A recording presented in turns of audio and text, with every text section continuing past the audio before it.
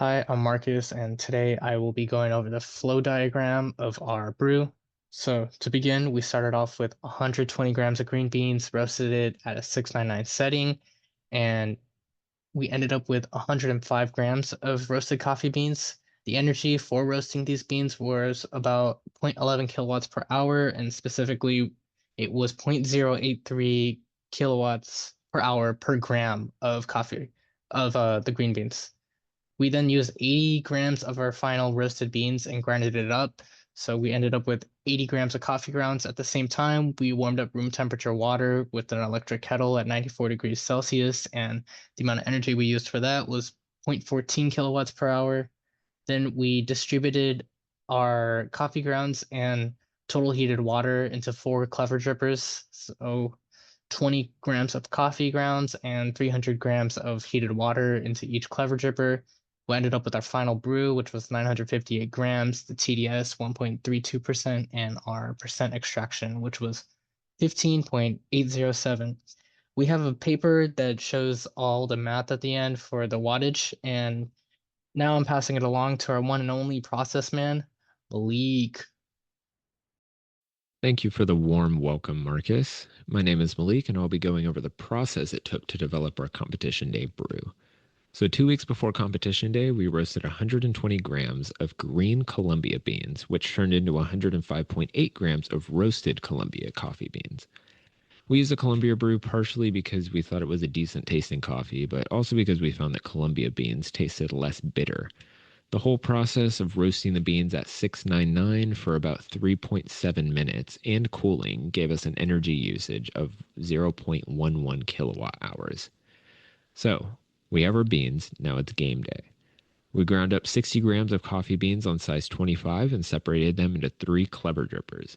We heated up 900 grams of cold tap water to 94 degrees Celsius, which used about 0.8 kilowatt hours. From there, we added the heated water to our clever dripper, which was used for all brews, and this is where things went south. Clever Dripper 1 was fine. We added 300 grams of hot water to 20 grams of coffee grounds, set a 5-minute timer, and moved on. As we poured in water into Clever Dripper number 2, it turned out that it was broken and spilled all over our workspace. We tried our best to recover, moving on to the next Clever Dripper while cleaning up, and we ended up having to brew an extra 600 grams of water, which used an additional 0.6 kilowatt hours of energy, and had to grind another 40 grams of coffee beans. When we waited for the two clever drippers to be done with their 5-minute brews and emptied them, we set up our second set of clever drippers with 20 grams of coffee grounds in each, poured 300 grams of hot water into each, waited 5 minutes. Eventually, right before the fat lady sang, we got our coffee in the canister and closed the lid, ending with 958 grams of hot brewed coffee. Now to pass it along to our game day analyst, Jason.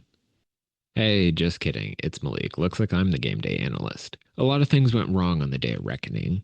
In our trials, we had a TDS of 0.95, brew ratio of 20, aiming for a sweeter brew. However, during the competition, we had a brew ratio of 15, TDS of 1.32, and a PE of 15.8.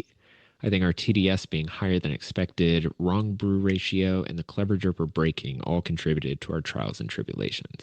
But as they say, the sound of the Gion Shoka bells echoes the impermanence of all things.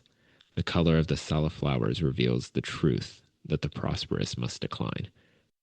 However, we are the exception. We made it to the final selection, the top three groups, A, G, and L. And we, group 3, weren't even top 5. We placed 6, which, considering everything that happened, wasn't that bad. We were Group C, and while we didn't place top 5, everyone had relatively okay things to say about it, except Group 12. I'm watching you. We thought our coffee was middle of the road. We don't have access to the comments anymore, but we do remember saying that it was a solid, average, unoffensive coffee with a decent aroma. In the future, we would actually use a brew ratio of 20 as opposed to 15, check that our clever drippers work. I believe by doing this, we could easily have taken one of the top spots energy and taste-wise.